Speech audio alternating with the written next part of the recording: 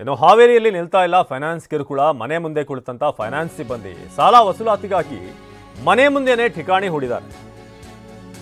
ಈ ಸುಗ್ರೀವಾಜ್ಞೆ ಏನಿದೆ ಅದು ಇನ್ನೂ ಕೂಡ ಜಾರಿ ಆಗಿಲ್ಲ. ಹಾವೇರಿಯಲ್ಲಿ ಮನೆ ಮುಂದೆನೇ ಫೈನಾನ್ಸ್ ಸಿಬ್ಬಂದಿ ಕಾದು ಕೂತಿದ್ದಾರೆ. ಸಾಲ ವಸೂಲಾತಿಗೆ ಮನೆ ಮುಂದೆಯೇ ಠಿಕಾಣಿ. ಇನ್ನು ಸಾಲ ತೀರಿಸೋದಕ್ಕೆ ದುಡಿಯಲು ಹೋಗುವವರೆಗೂ ಕೂಡ ತಡೀತಿದ್ದಾರೆ ಇವರು. ಸಾಲ ಕಟ್ಟಿ ಅಂತ ಮನೆ ಮುಂದೆ ಗಲಾಟೆ ಮಾಡ್ತಿದ್ದಾರೆ ಸಿಬ್ಬಂದಿ. ಅಡವಿ ಆಂಜನೇಯ ಬಡಾವಣೆಯಲ್ಲಿ ಆದಂತಹ ಘಟನೆ ಇದು.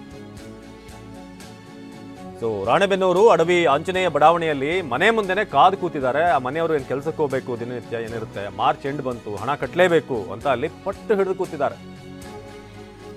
ಆಟೋ ಅಡ್ಡಗಟ್ಟಿದಂತ ಖಾಸಗಿ ಫೈನಾನ್ಸ್ ಸಿಬ್ಬಂದಿ ಅಲ್ಲಿ ಆಟೋದವ್ರೇನು ಸಾಲ ಪಡೆದಿದ್ರು ಅವ್ರನ್ನೂ ಕೂಡ ಅಡ್ಡ ಹಾಕ್ತಿದ್ದಾರೆ ನೋಡಿ. ಹೀಗೆ ಅಡ್ಡ ಹಾಕಿ ಅಲ್ಲಿ ಬೈಕಲ್ಲಿ ಬಂದು ಸಾಲ ಕಟ್ಟಿ ಕ್ಲಿಯರ್ ಮಾಡ್ಕೊಳ್ಳಿ ಅಂತ ಹೇಳ್ತಿದ್ದಾರೆ. ಮಾರ್ಚ್ ಎಂಡ್ ಬಂತು ಅಂತ.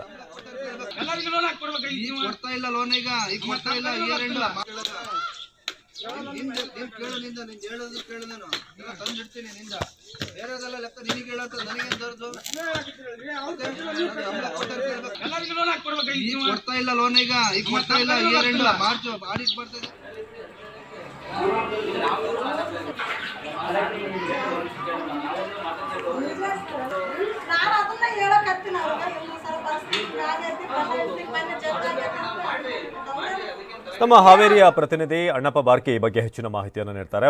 ಅಣ್ಣಪ್ಪ, ಈಗ ನಾವು ದೃಶ್ಯದಲ್ಲಿ ನೋಡ್ತಿರೋ ಹಾಗೆ ಮನೆ ಮನೆಗೆ ಬಂದು ಜೊತೆಗೆ ಆಟೋ ಚಾಲಕರನ್ನು ಕೂಡ ಅಡ್ಡ ಹಾಕಿ ಫೈನಾನ್ಸ್ ಬಾಕಿಯನ್ನು ಕೊಡಿ ಅಂತ, ಮೇ ಬಿ ಅವರಿಗೆ ಸರ್ಕಾರದಿಂದ ಏನಾದರೂ ಕಠಿಣ ನಿಯಮ ಬಂದುಬಿಡುತ್ತೇನೋ, ಸೊ ಅದರೊಳಗೆ ವಸೂಲಿ ಮಾಡ್ಕೊಂಡು ಬಿಡೋಣ ಅಂತ ಹೇಗೆ ಅಂತ?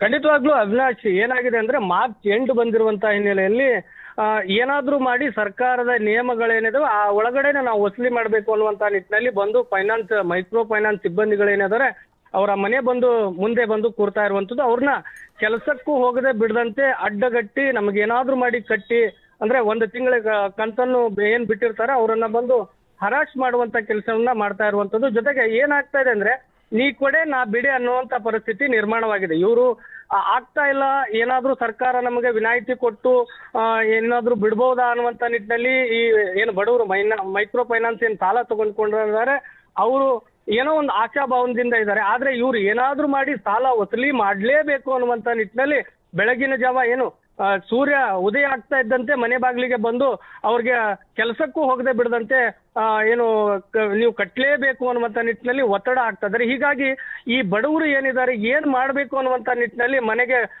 ರಾತ್ರಿ ಹೊತ್ತಲ್ಲಿ ಬಂದು ಬೆಳಗ್ಗೆ ಅವ್ರು ಬರುವುದ್ರ ಒಳಗಡೆನೆ ಮನೆ ಬಿಟ್ಟು ಹೋಗುವಂತ ಪರಿಸ್ಥಿತಿ ನಿರ್ಮಾಣವಾಗಿದೆ. ಸರ್ಕಾರ ಈ ಮೈಕ್ರೋ ಫೈನಾನ್ಸ್ಗೆ ಕಡಿವಾಣ ಹಾಕ್ಲಿಕ್ಕೆ ಮುಂದಾದ್ರೂ ಕೂಡ ಇವರು ಚಿತ್ರಹಿಂಸೆಯನ್ನ ಮಾಡೋದಂತೂ ಬಿಡ್ತಾ ಇಲ್ಲ. ಯಾಕಂದ್ರೆ ಕೆಲವೊಂದಿಷ್ಟು ಊರಲ್ಲಿ ಊರೇ ಅರ್ಧಕ್ಕೂ ಊರೇ ಖಾಲಿ ಆಗಿರುವಂತದ್ದು, ಕೆಲವೊಂದಿಷ್ಟು ಜನ ಗೋವಾ ಮಂಗಳೂರು ಈ ರೀತಿ ದುಡಿಲಿಕ್ಕೆ ಹೋಗಿರುವಂತದ್ದು. ಆದ್ರೆ ಮನೆಯಲ್ಲಿದ್ದವರಿಗೆ ಮಾತ್ರ ನಿದ್ದೆಗೆಡಿಸಿದ್ದಾರೆ. ಮೈಕ್ರೋ ಫೈನಾನ್ಸ್ ಹಾವಳಿಯಿಂದ ಹಾವೇರಿ ಜಿಲ್ಲೆಯಲ್ಲಿ ಈಗ ಆಲ್ರೆಡಿ ಓರ್ವ ವ್ಯಕ್ತಿ ಸಾವನ್ನಪ್ಪಿದ್ದಾನೆ.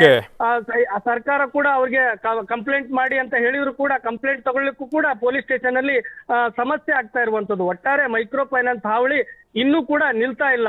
ಅವಿನಾಶ್, ಧನ್ಯವಾದ ಅಣ್ಣಪ್ಪ.